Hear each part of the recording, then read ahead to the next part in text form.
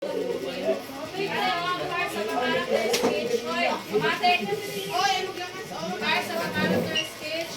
background, name, age, appearance, and calculation.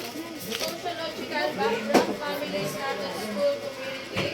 Psychological background, personality, fears, dreams, past, experience, and motivation.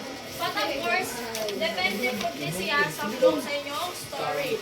Kung wala naman siyang dreams, nakisal nila, nilalagay pa ninyo doon. Wala naman siyang mga past experiences, do nito, write or do nito, include that on your character sketch.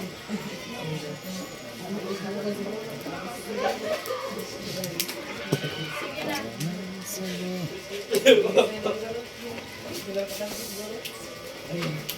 Kailan nakaroon na nasod sa aming paano? Kung mag-on siya at nasa yung story, oo, lagi na ako mag-ganito. So, ako pa yung manibayan ko, mag-run nasa. Hindi, diba? Sa character.